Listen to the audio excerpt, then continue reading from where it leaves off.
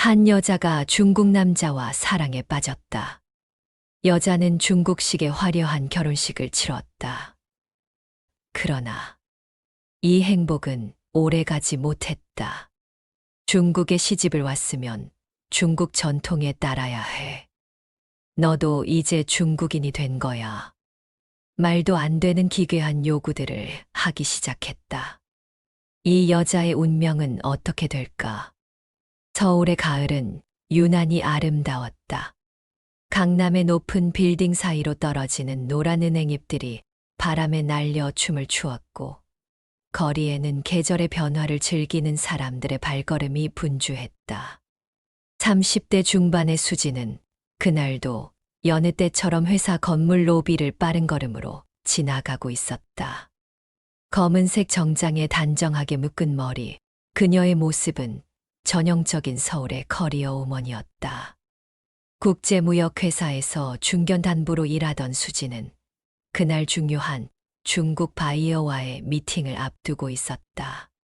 회의실 문을 열고 들어선 순간 그녀의 시선은 창가에 서 있던 한 남자에게 고정되었다. 깔끔하게 빗어 넘긴 검은 머리, 품위 있는 회색 정장, 그리고 돌아서며 보여준 부드러운 미소.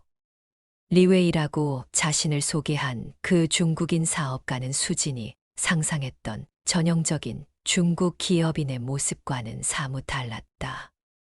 미팅은 순조롭게 진행되었다. 리웨이는 유창한 영어와 서툴지만 정성스러운 한국어를 섞어가며 대화를 이어갔다. 그의 말투는 정중했고 비즈니스 제안은 합리적이었다. 하지만 수진의 마음을 사로잡은 것은 그의 사업 수완이 아니었다. 회의 중간중간 그가 보여준 세심한 배려, 수진의 의견을 경청하는 진지한 눈빛, 그리고 때때로 보여주는 따뜻한 웃음이었다. 한국 문화를 정말 좋아합니다. 특히 한국인들의 정과 배려심이 인상적이에요.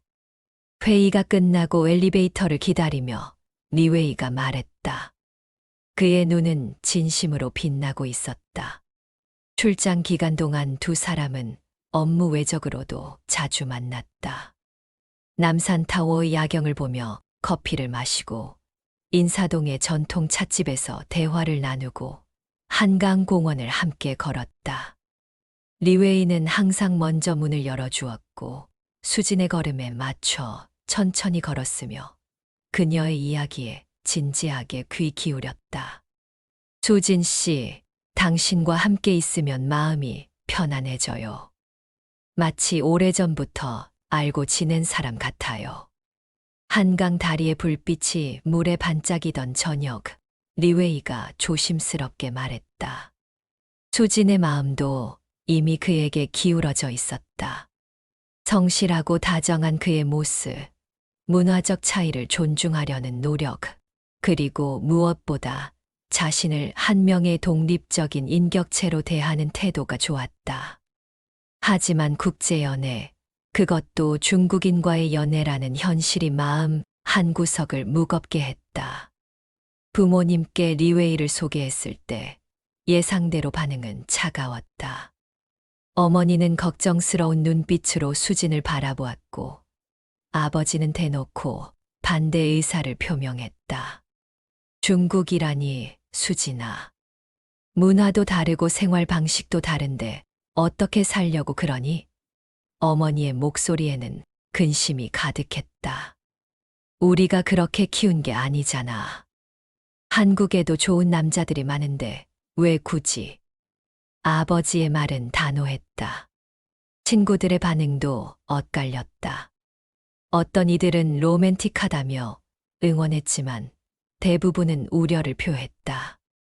중국 남자들이 가부장적이라던데 괜찮겠어. 문화 차이를 극복하기가 쉽지 않을 거야. 그들의 걱정은 일리가 있었지만 수진의 마음은 이미 정해져 있었다. 리웨이는 수진의 가족과 친구들의 우려를 이해한다며 더욱 정성을 다했다. 한국을 방문할 때마다 정성스럽게 준비한 선물을 가져왔고 서툰 한국어로 인사를 하려 노력했다. 수진의 부모님을 만날 때는 깊이 절을 하며 예의를 갖췄고 한국의 문화와 전통을 배우려는 의지를 보였다. 저는 수진 씨를 정말 사랑합니다. 국적이나 문화의 차이가 우리의 사랑을 방해할 수 없다고 믿습니다. 수진 씨가 편안하게 느낄 수 있도록 최선을 다하겠습니다. 리웨이의 진지한 고백에 수진의 부모님도 조금씩 마음을 열기 시작했다. 계절이 2번 바뀌는 동안 두 사람의 사랑은 더욱 깊어졌다. 리웨이는 매일 아침 사랑이 담긴 메시지를 보냈고 바쁜 일정 중에도 영상통화로 수진의 안부를 물었다. 수진이 스트레스를 받을 때면 위로의 말을 아끼지 않았고 기쁜 일이 있을 때는 함께 기뻐했다. 어느 봄날 벚꽃이 만개한 여의도 공원에서 리웨이는 한쪽 무릎을 꿇었다. 분홍빛 꽃이 피날리는 가운데 그의 손에는 엘레간트한 다이아몬드 반지가 빛나고 있었다. 수진, 당신과 함께라면 국적은 중요하지 않아요. 당신이 내 삶의 전부가 되어주세요. 결혼해 주시겠습니까? 수진의 눈에서 눈물이 흘렀다. 주변 사람들의 축하 박수 소리가 울려 퍼졌고 그녀는 떨리는 목소리로 네라고 대답했다. 그 순간만큼은 모든 것이 완벽했다. 사랑하는 사람과 함께라면 어떤 어려움도 극복할 수 있을 것 같았다. 결혼 준비는 순조롭게 진행되었다. 리웨이는 수진의 의견을 존중하며 한국과 중국의 전통을 적절히 조화시킨 결혼식을 계획했다. 그는 수진이 결혼 후에도 일을 계속할 수 있도록 상하이에 국제기업의 자리를 알아봐 주겠다고 약속했고 한국을 자주 방문할 수 있도록 배려하겠다고 했다. 수진은 행복했다. 사랑하는 사람과 새로운 인생을 시작한다는 설렘이 가슴을 가득 채웠다. 비록 타국에서의 생활이 쉽지 않을 것을 알았지만 리웨이와 함께라면 충분히 행복할 수 있을 것 같았다. 그녀는 중국어 공부를 시작했고 중국 문화에 대한 책들을 읽으며 새로운 삶을 준비했다. 상하이의 5월은 화려했다. 도시 전체가 봄의 절정을 맞아 생동감이 넘쳤고 거리마다 붉은 등롱과 금빛 장식이 걸려 있었다. 리웨이 가문이 소유한 대저택은 결혼식 준비로 분주했다. 수백 년 전통을 자랑하는 그의 집안은 상하이에서도 손꼽히는 명문가였고 장손인 리웨이의 결혼식은 그 어느 때보다 성대하게 치러질 예정이었다. 수진은 새벽부터 시작된 준비에 정신이 없었다. 중국 전통 홀레복인 붉은색 치파오는 금실로 수놓은 봉황과 용 문양이 화려하게 장식되어 있었다. 무거운 금 장신구들이 머리와 목, 손목을 장식했고 진한 화장이 그녀의 얼굴을 평소와는 다른 모습으로 변화시켰다. 거울 속 자신의 모습이 낯설게 느껴졌지만 이것도 새로운 문화를 경험하는 과정이라고 생각했다. 아름다우십니다, 새 신부님. 리웨이의 어머니가 들어오며 만족스러운 미소를 지었다. 그녀는 수진의 머리 장식을 다시 한번 정리하며 말을 이었다. 우리 집안의 며느리가 되신 것을 환영합니다. 오늘은 당신 인생에서 가장 중요한 날이 될 거예요. 대저택의 정원에는 수백 명의 하객들이 모여 있었다. 붉은 비단으로 장식된 대형 천막 아래 원탁들이 놓여 있었고 각 테이블마다 금빛 촛대와 붉은 모란꽃이 장식되어 있었다. 전통 악기 연주자들이 경쾌한 음악을 연주했고 폭죽 소리가 하늘을 울렸다. 리웨이는 검은색 전통 홀레복을 입고 당당하게 서 있었다. 그의 얼굴에는 자부심이 가득했고 수진을 바라보는 눈빛은 여전히 사랑스러웠다. 하지만 그의 태도에는 평소와 다른 위엄이 서려 있었다. 집안 어른들 앞에서 그는 완벽한 가문의 계승자였고 수지는 그의 아내로서 그 위엄을 받쳐주어야 했다. 전통 혼례의식이 시작되었다. 수지는 리웨이와 함께 조상들의 위패 앞에 절을 했고 시부모님께 차를 올렸다. 낯선 의식들이 계속되었지만 그녀는 최선을 다해 따라했다.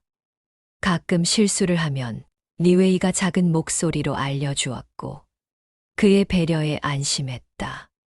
하늘에 절하고 땅에 절하고 부모님께 절하고 부부가 서로에게 절을 합니다. 사회자의 우렁찬 목소리가 울려 퍼졌다.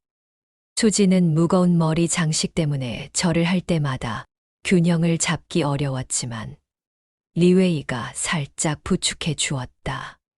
피로연이 시작되자 분위기는 더욱 화려해졌다. 장어 지느러미 요리, 전복 요리, 베이징 덕 등 호화로운 음식들이 끝없이 나왔고 고급 바이주가 하객들의 잔을 채웠다. 리웨이의 친척들과 사업 파트너들이 차례로 축하 인사를 전했고 수지는 미소를 잃지 않으려 노력했다. 우리 웨이가 정말 좋은 아내를 맞이했구나. 한국 여성들은 현명하고 아름답다고 들었는데 정말 그렇네.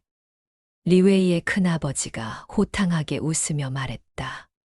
새 며느리는 우리 가문의 전통을 잘 이어갈 거라 믿습니다. 리웨이의 고모가 의미심장한 미소를 지으며 덧붙였다. 수지는 그들의 말에 담긴 의미를 완전히 이해하지 못했지만 정중하게 미소 지으며 감사 인사를 전했다. 한국에서 온 수진의 가족과 친구들은 한쪽 구석에 모여 앉아 낯선 광경을 신기하게 바라보고 있었다. 어머니는 걱정스러운 눈빛으로 수진을 바라보았고 아버지는 굳은 표정을 숨기려 했었다. 밤이 깊어가며 하객들이 하나둘 떠나기 시작했다. 수지는 하루 종일 이어진 행사에 지쳐 있었지만 아직 끝이 아니었다. 신혼방으로 안내된 그녀는 또 다른 붉은색 장식들에 둘러싸여 있었다. 침대에는 붉은 비단 이불이 깔려 있었고 방 곳곳에 쌍쌍 기쁨을 의미하는 시자가 붙어 있었다. 리웨이가 방으로 들어왔을 때 그의 표정은 평소와 달랐다. 낮 동안의 위험은 사라지고 다시 다정한 남편의 모습으로 돌아왔지만 그의 눈빛에는 묘한 만족감이 서려 있었다. 수고했어, 수진. 오늘 정말 완벽했어. 우리 가족들도 모두 너를 마음에 들어 했어. 그는 수진의 무거운 머리 장식을 조심스럽게 벗겨주며 말했다. 이제 너는 진정한 리 가문의 일원이 되었어. 우리 집안은 오랜 전통과 격식을 중요하게 생각하는데 너라면 잘 적응할 수 있을 거야. 수지는 피곤했지만 행복했다. 낯설고 화려한 결혼식이었지만 사랑하는 사람과 함께하는 새로운 시작이었다. 리웨이가 자신을 배려하는 모습에 안심했고 앞으로의 생활도 잘 헤쳐나갈 수 있을 것 같았다.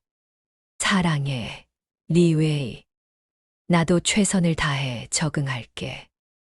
리웨이는 수진을 품에 안으며 속삭였다. 나도 사랑해. 하지만 기억해. 이제 너는 한국의 수진이 아니라 리 가문의 아내야. 그에 맞는 품위와 전통을 지켜야 해. 그 말의 무게를 수지는 아직 완전히 이해하지 못했다. 창밖으로 보이는 상하이의 야경은 화려했고 새로운 삶에 대한 기대감이 불안감보다 컸다. 하지만 붉은색으로 가득한 방 안에서 그녀는 알 수 없는 압박감을 느꼈다.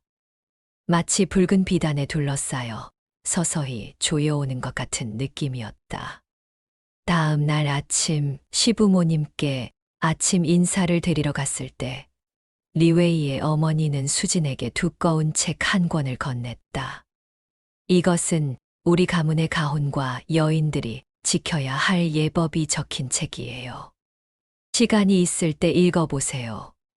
며느리로서 알아야 할 것들이 많이 있을 거예요. 수지는 공손하게 책을 받아들었다. 한자로 빼곡히 적힌 내용을 완전히 이해하기는 어려웠지만 그 무게감은 충분히 느낄 수 있었다. 리웨이는 옆에서 미소 지으며 어깨를 두드렸지만 그 미소가 예전과는 조금 달라 보였다. 결혼식의 화려함은 점차 일상으로 변해갔고 수지는 자신이 들어온 새로운 세계가 생각보다 훨씬 복잡하고 무거운 곳임을 서서히 깨닫기 시작했다. 결혼 생활 한 달째 상하이의 습한 여름이 시작되었다. 리웨이 가문의 대저택에서 보내는 하루하루는 수진에게 새로운 도전이었다. 아침마다 시부모님께 문안 인사를 드리고 정해진 시간에 식사를 하고 집안 어른들이 방문하면 정중히 대접하는 일상. 처음에는 문화체험처럼 느껴졌던 것들이 점차 의무가 되어갔다. 그날도 평소처럼 아침 식사를 준비하고 있을 때였다. 수지는 한국식 반찬 몇 가지를 만들어 식탁에 올렸다. 김치와 나물, 그리고 된장찌개. 고향의 맛이 그리웠고 리웨이도 한국 음식을 좋아한다고 했었기에 정성껏 준비한 것이었다. 리웨이가 식탁에 앉자마자 얼굴이 굳어졌다. 그는 젓가락을 들다가 멈추고 수진을 바라보았다. 그의 눈빛은 차가웠고 목소리는 낮고 단호했다. 수진, 우리가 어디에 살고 있는지 알고 있나? 이곳은 중국이고 너는 이제 리 가문의 며느리야. 한국 음식은 가끔 해먹을 수는 있지만 매일 이렇게 식탁에 올리는 건 적절하지 않아. 수지는 당황했다. 하지만 당신이 한국 음식을 좋아한다고. 좋아하는 것과 매일 먹는 것은 다른 문제야. 리웨이가 말을 잘랐다. 너는 이제 우리 집안의 여인이다. 한국 습관은 버려라. 우리 어머니께 중국 요리를 제대로 배워. 그것이 아내의 도리야. 그의 말투는 명령조였다. 연애할 때의 다정하고 배려심 많던 리웨이는 어디에도 없었다. 수지는 반박하고 싶었지만 그의 차가운 눈빛에 말문이 막혔다. 내가 널 사랑해서 결혼한 건 맞아. 하지만 사랑한다는 것은 서로를 위해 변화하는 거야. 내가 날 사랑한다면 당연히 내 문화를 따르겠지. 그날 이후로 리웨이의 태도는 점점 더 변해갔다. 퇴근 후 집에 돌아오면 수진이 하루 동안 무엇을 했는지 세세하게 물었다. 누구를 만났는지, 어디를 갔는지, 무엇을 샀는지까지 보고하듯 말해야 했다. 수진이 한국 친구들과 연락하는 것도 못마땅해 했다. 한국 사람들과 너무 자주 연락하지 마. 너는 이제 중국에 살고 있어. 중국 친구들을 사귀어야지. 우리 어머니가 소개해 주실 부인의 모임에 나가봐. 수지는 답답했다. 직장을 구하고 싶다고 말했을 때도 리웨이는 단호하게 거절했다. 우리 집안 여자들은 밖에서 일하지 않아. 그것은 가문의 품위를 떨어뜨리는 일이야. 내가 충분히 벌고 있는데 왜 내가 일을 해야 하나? 집안을 잘 돌보는 것이 내 역할이야. 시어머니도 리웨이의 편이었다. 그녀는 매일 수진을 불러 집안일과 예법을 가르쳤다. 차를 내는 방법, 손님을 대접하는 방법, 제사상을 차리는 방법까지. 모든 것에는 정해진 규칙이 있었고 조금이라도 틀리면 엄하게 꾸짖었다. 며느리야, 우리 가문은 500년 전통을 가진 명문가야. 내가 이 집안의 품격을 지켜야 해. 한국식 방식은 이제 잊어버려. 여기선 우리 방식대로 해야 해. 수지는 점점 숨이 막혀왔다. 하루는 답답한 마음에 혼자 밖으로 나가려 했다. 현관에서 신발을 신고 있는데 리웨이가 나타났다. 어디 가는 거야? 잠깐 산책 좀 하려고. 혼자? 안 돼. 위험해. 같이 가자. 낮인데 무슨 위험이 있어. 그냥 근처 공원만 다녀올게. 리웨이의 표정이 굳어졌다. 내 말이 들리지 않나? 안 된다고 했어. 품위 있는 집안의 여자가 혼자 돌아다니는 것은 적절하지 않아. 꼭 나가고 싶으면 운전사를 불러. 아니면 나와 함께 가든지. 그의 미소는 차갑게 변했다. 예전에 보여주던 따뜻한 미소는 이제 가면이었음을 수지는 깨달았다. 리웨이는 그녀를 사랑하는 게 아니라 소유하려 했다. 아내가 아닌 소유물로 여기고 있었다. 어느 날 저녁 수지는 조심스럽게 한국에 있는 부모님과 통화하고 싶다고 말했다. 리웨이는 못마땅한 표정을 지었다. 또 지난주에도 통화했잖아. 너무 자주 연락하면 독립하지 못한 것처럼 보여. 우리 가문의 며느리가 그래서야 되겠어. 한 달에 한두 번 통화하는 게 그렇게 문제야. 문제가 아니라 적절하지 않다는 거야. 내가 계속 한국에 마음을 두고 있으면 여기 적응을 못해. 이제 내 가족은 우리 가족이야. 그것을 명심해. 리웨이의 말투는 점점 강압적으로 변했고 그의 요구사항은 늘어만 갔다. 옷차림부터 말투, 걸음걸이까지 모든 것을 지적했다. 수진이 입은 원피스가 너무 짧다. 화장이 너무 진하다. 웃을 때 너무 크게 웃는다. 말할 때 목소리가 너무 크다. 여자는 조용하고 우아해야 해. 특히 우리 가문의 여자라면 더욱 그래야지. 내 행동 하나하나가 우리 가문의 명예와 연결되어 있다는 것을 잊지 마. 수지는 거울을 볼 때마다 자신이 점점 사라져가는 것을 느꼈다. 활발하고 당당했던 서울의 커리어우먼 수지는 어디로 갔을까? 지금 거울 속에 있는 사람은 리웨이가 원하는 모습으로 만들어진 인형 같았다. 그녀는 점점 자신을 잃어가는 듯한 불안감에 시달렸다. 밤마다 잠을 이루지 못하고 뒤척였고, 낮에는 시어머니의 감시 아래 정해진 일과를 반복했다. 창밖으로 보이는 상하이의 화려한 풍경이 감옥의 창살처럼 느껴졌다. 가을이 되자 리웨이의 요구는 더욱 구체적이고 엄격해졌다. 매일 아침 수지는 새벽 5시에 일어나 시부모님의 아침상을 준비해야 했다.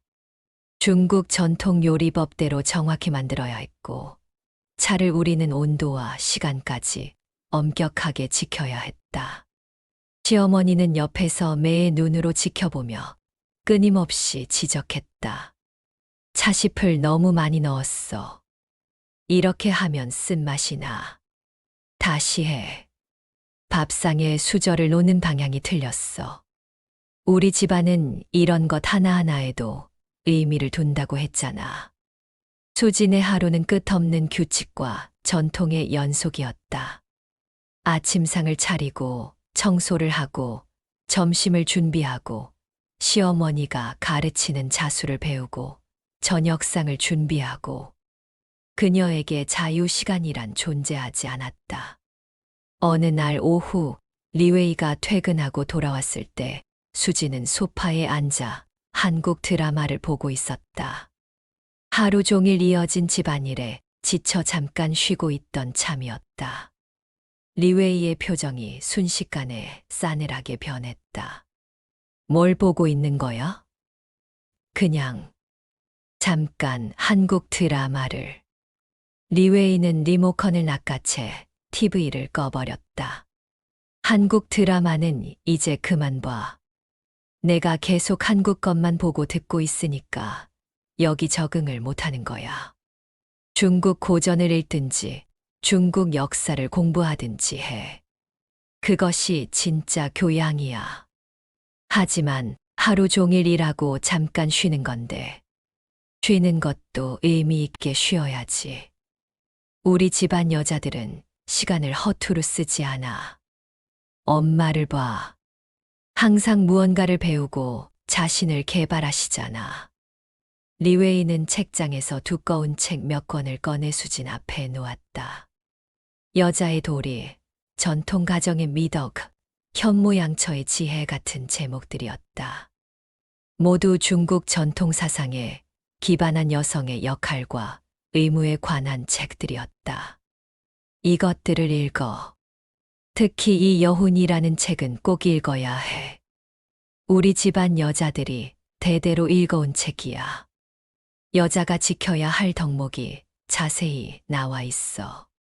수지는 책을 펼쳤다. 여자는 남편을 하늘처럼 섬겨야 한다. 아내는 시부모를 정성껏 모셔야 한다. 여자의 최고 미덕은 순종이다. 같은 문구들이 눈에 들어왔다. 21세기에 이런 책을 읽어야 한다니 수지는 믿기지 않았다. 리웨이, 이건 너무 구시대적이야. 지금이 어느 시대인데. 구시대적이라고? 리웨이의 목소리가 높아졌다. 이것은 우리의 전통이고 문화야. 서구화된 한국 사람들은 이해 못하겠지만 진정한 중국 명문가는 이런 전통을 지켜왔기에 수백 년을 이어올 수 있었어. 그는 수진의 어깨를 잡고 자신을 바라보게 했다.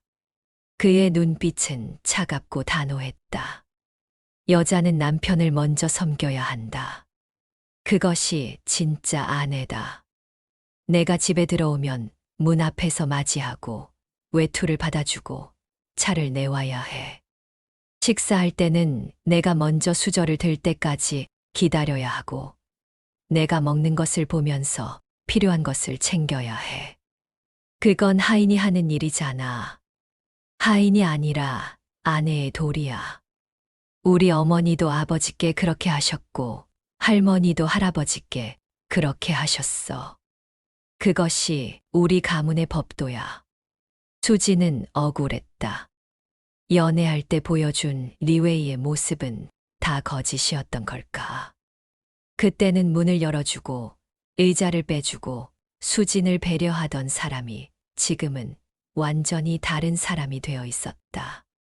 시어머니도 리웨이의 말을 거들었다. 며느리야, 여자가 너무 자기 주장이 강하면 집안이 화목하지 못해. 남편을 세워주고 받들어야 가정이 평안한 법이야. 그것이 현명한 여자의 처세술이지. 저녁 식사 시간이 되면 더욱 견디기 힘들었다.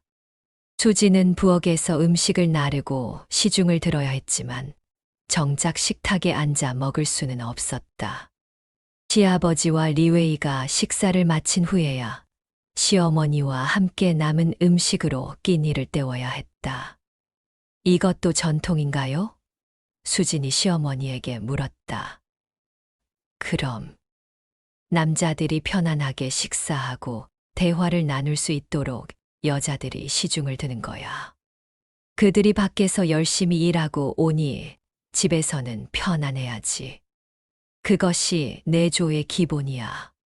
수지는 분노가 치밀어 올랐지만 참아야 했다. 리웨이는 점점 더 많은 규칙을 만들어냈다. 외출할 때는 반드시 그의 허락을 받아야 했고, 돈을 쓸 때도 일일이 보고해야 했다. 옷도 리웨이가 정해준 것만 입어야 했다. 화려한 색깔은 안 되고, 무릎 위로 올라오는 치마는 절대 안 되고, 몸에 붙는 옷도 금지였다. 우리 집안 여자는 단정하고 얌전해야 해. 밖에 나갈 때는 특히 더 조심해야 하고, 내 행동이 곧 우리 가문의 체면이니까. 친정 부모님과의 연락도 점점 더 제한되었다. 한 달에 한 번, 그것도 리웨이가 있을 때만 통화할 수 있었다. 수진이 항의하면 리웨이는 늘 같은 말을 반복했다. 내가 날 사랑한다면 내 뜻을 따라야지. 사랑은 희생이야. 내가 나를 위해 이 정도도 못하겠어. 수지는 점점 자신이 보이지 않는 감옥에 갇힌 것 같았다. 화려한 대저택은 황금 세장이었고 리웨이의 사랑이라는 이름의 구속은 날이 갈수록 조여왔다. 창밖으로 보이는 상하이의 자유로운 사람들이 다른 세계의 존재처럼 느껴졌다. 그녀는 이제 리 가문이라는 전통의 틀 안에 갇힌 인형이 되어 가고 있었다. 그날 이후 리웨이의 전조 강요는 날로 심해졌다. 매일 아침 수진이 잠에서 깨면 리웨이는 이미 그녀 곁에 앉아 작은 신발과 천 조각들을 준비하고 있었다. 그의 눈빛에는 광기 어린 집착이 서려 있었다. 오늘은 조금만 더 조여보자. 아름다움을 위해서는 인내가 필요한 법이야. 리웨이는 수진의 발을 붙잡고 강제로 천을 감으려 했다. 수진은 필사적으로 저항했지만 리웨이의 힘을 당해낼 수 없었다. 발가락이 안쪽으로 구부러지는 고통에 그녀는 비명을 질렀다. 제발 그만해. 아파. 너무 아파. 눈물을 흘리며 애원했지만 리웨이는 멈추지 않았다. 오히려 더 세게 조이며 말했다. 처음엔 다 아픈 거야. 우리 할머니도 증조 할머니도 다 이런 과정을 거치셨어. 나를 사랑한다면 내 몸을 바꿔서라도 증명해라. 시어머니는 방문 밖에서 수진의 비명을 들으면서도 모른 척했다. 오히려 하인들에게 아무도 2층에 올라오지 말라고 지시했다. 이 집안에서 수진을 도와줄 사람은 아무도 없었다. 리웨이는 수진이 하루에 최소 4시간은 발을 조인 채로 있도록 강요했다. 그 시간 동안 수진은 침대에 누워 고통에 몸부림쳤다. 발가락과 발등에서 느껴지는 찢어질 듯한 통증, 혈액순환이 되지 않아 저려오는 감각, 그리고 뼈가 부러질 것 같은 압박감. 이렇게 하면 너도 우리 집안의 진정한 여인이 될 수 있어. 아름다운 연꽃 같은 발을 가지게 될 거야. 리웨이는 마치 자신이 대단한 선물을 주는 것처럼 말했다. 수지는 고통 속에서도 분노를 느꼈다. 연꽃 같은 발이라니. 그것은 여성을 무력화시키고 종속시키기 위한 잔인한 도구일 뿐이었다. 점심시간이 되면 리웨이는 천을 풀어주었지만 수진의 발은 이미 퉁퉁 부어 있었다. 정상적으로 걷는 것조차 힘들었다. 그녀는 절뚝거리며 화장실에 가야 했고 계단을 내려가는 것은 거의 불가능했다. 봐, 벌써 효과가 나타나고 있어. 걸음걸이가 훨씬 여성스러워졌잖아. 리웨이는 만족스러운 표정을 지었다. 수지는 거울에 비친 자신의 모습을 보며 절망했다. 절뚝거리며 걷는 자신의 모습이 처참했다. 한때 당당하게 서울 거리를 활보하던 그녀는 이제 제대로 걷지도 못하는 불구가 되어가고 있었다. 어느 날 오후 리웨이가 출장을 간 사이 수지는 몰래 자신의 휴대폰을 찾아냈다. 리웨이가 압수했던 것을 하인의 도움으로 겨우 되찾은 것이었다. 떨리는 손으로 한국에 있는 어머니에게 전화를 걸었다. 엄마, 나야. 수진아, 목소리가 왜 그래? 무슨 일 있니? 엄마, 나 여기서 나가고 싶어. 도와줘. 수지는 흐느끼며 자신이 겪고 있는 일들을 털어놓았다. 전족 강요, 일상적인 감시와 통제, 그리고 정신적, 육체적 학대. 전화 너머로 어머니의 놀란 숨소리가 들렸다. 세상에, 수진아 당장 거기서 나와. 우리가 데리러 갈게. 못 나가. 여권도 뺏겼고 집 밖으로 나갈 수도 없어. 내가 갇혀 있어. 그때 방문이 거칠게 열렸다. 리웨이가 서 있었다. 그의 얼굴은 분노로 일그러져 있었다. 누구와 통화하는 거야? 리웨이는 수진의 손에서 휴대폰을 빼앗아 바닥에 내던졌다. 휴대폰은 산산조각이 났다. 감히 나 몰래 연락을 해. 내가 뭐라고 했어. 내가 이렇게 배신할 줄은 몰랐어. 리웨이는 수진의 머리채를 잡고 끌었다. 수진은 비명을 지르며 저항했지만 소용없었다. 그는 수진을 방에 가두고 문을 밖에서 잠가버렸다. 반성할 때까지 나오지 마. 내가 누구 덕분에 이런 호화로운 생활을 하는지 생각해봐. 갇힌 방 안에서 수진은 절망적으로 울부짖었다. 창문에는 쇠창살이 있었고 문은 굳게 잠겨 있었다. 그녀는 진짜 감옥에 갇힌 죄수가 되었다. 발의 고통과 함께 마음의 고통도 극에 달했다. 며칠이 지났을까? 리웨이는 하루에 한 번씩만 들어와 음식을 주고 갔다. 그리고 매번 같은 말을 반복했다. 내가 잘못을 인정하고 순종하겠다고 약속하면 풀어줄게. 전족도 거부하지 않겠다고 약속해. 수지는 굴복하지 않았다. 아니, 굴복할 수 없었다. 이대로 포기하면 정말로 모든 것을 잃게 될 것 같았다. 자신의 정체성, 인간으로서의 존엄성, 모든 것을. 방에 갇힌 지 일주일째 되던 날, 수지는 창문 너머로 들리는 소리에 귀를 기울였다. 누군가 중국어로 크게 말하는 소리가 들렸다. 경찰이었다. 한국 영사관에서 수진의 어머니의 신고를 받고 중국 경찰의 협조를 요청한 것이었다. 도와주세요. 여기 있어요. 살려주세요.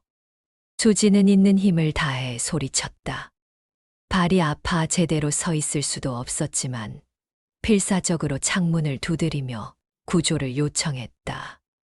경찰이 도착했다는 소식에 리웨이 가문은 발칵 뒤집혔다. 리웨이는 태연한 척 경찰을 맞이했지만 그의 이마에는 식은땀이 흐르고 있었다.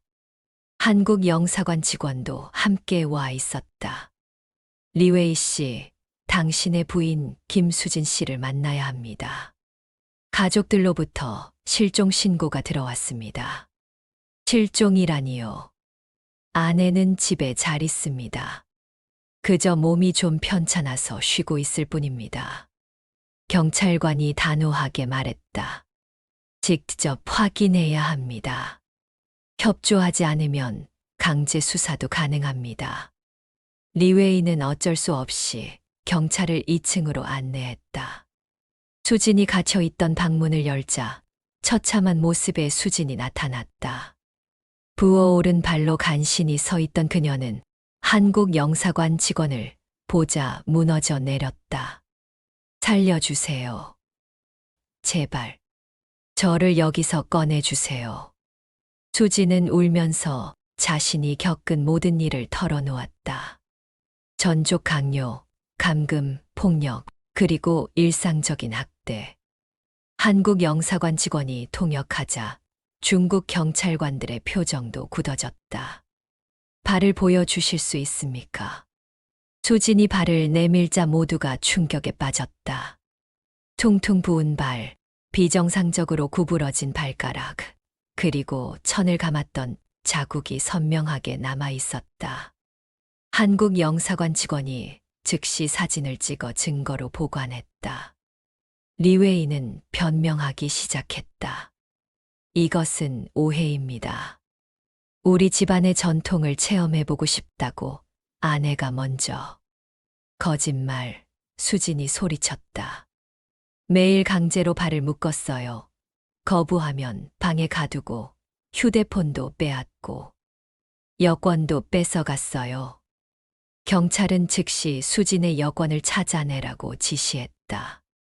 리웨이는 마지못해 금고에서 여권을 꺼내왔다. 동시에 수진이 감금되어 있던 방을 조사한 경찰은 밖에서만 잠글 수 있는 자물쇠와 쇠창살이 설치된 창문을 확인했다. 리웨이 씨, 당신은 불법 감금과 폭행 혐의로 조사를 받아야 합니다. 시어머니가 나서서 항변했다. 이것은 가정사입니다. 며느리를 교육시키는 것일 뿐이에요. 외부에서 간섭할 일이 아닙니다. 한국 영사관 직원이 단호하게 대답했다.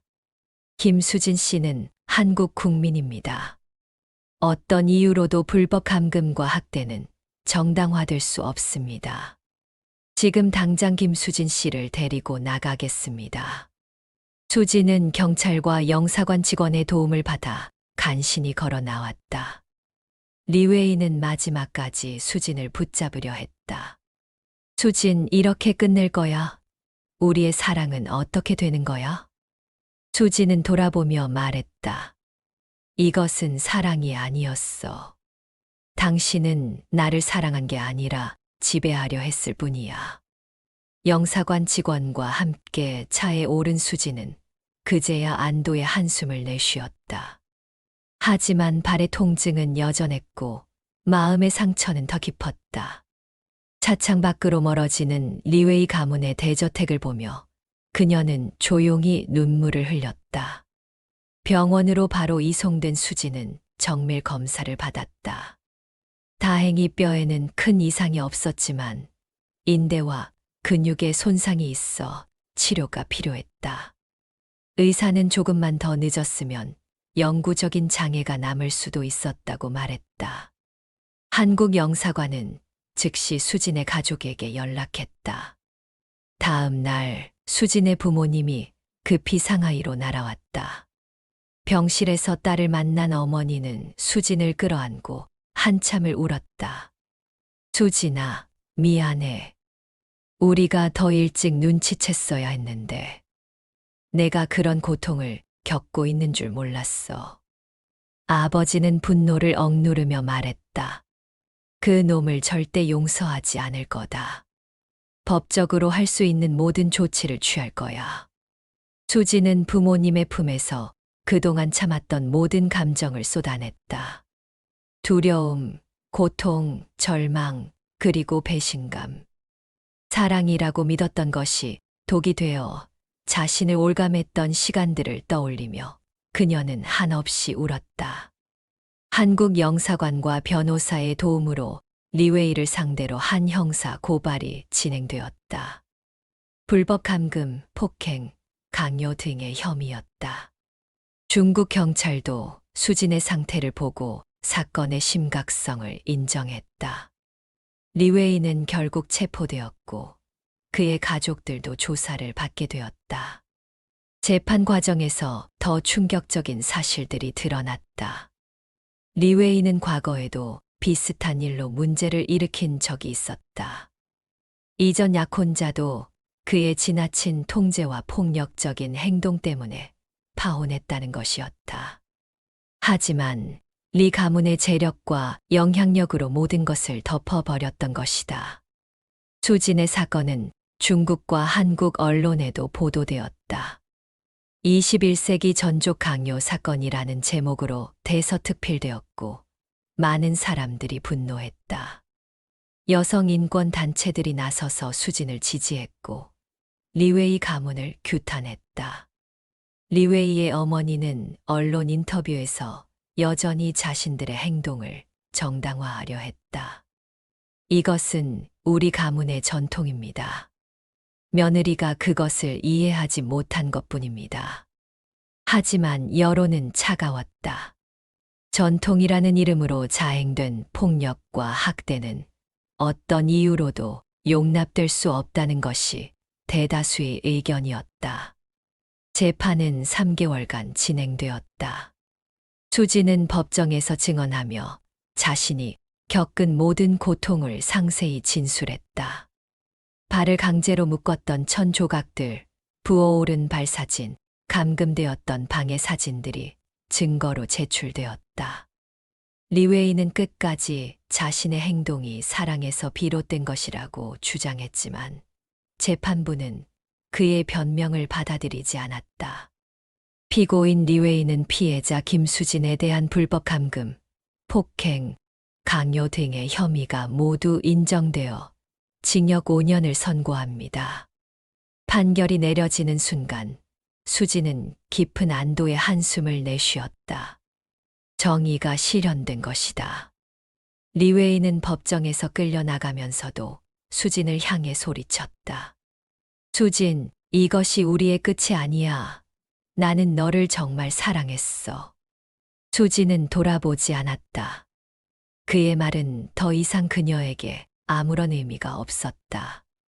그것은 사랑이 아니라 소유욕이었고, 배려가 아니라 통제였으며, 전통이 아니라 폭력이었다. 한국으로 돌아온 수지는 오랜 시간 치료를 받아야 했다. 육체적 상처는 물리치료와 재활을 통해 서서히 회복되었지만 정신적 트라우마는 더 오래 걸렸다. 그녀는 심리 상담을 받으며 자신이 겪은 일들을 천천히 극복해 나갔다. 당신은 피해자입니다. 이것은 당신의 잘못이 아니에요. 상담사가 따뜻하게 말했다.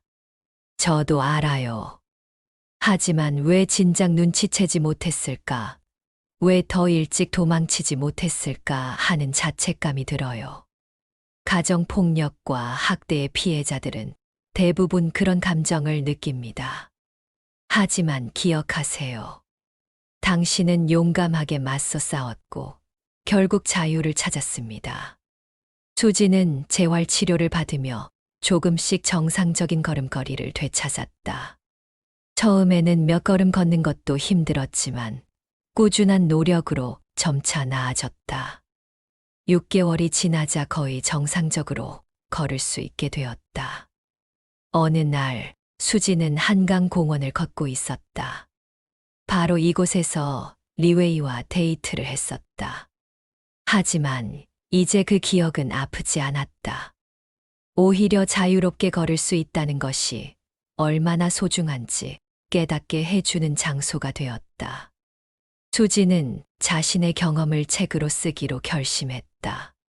붉은 굴레 마이너스 21세기 전족 생존기라는 제목의 수기였다.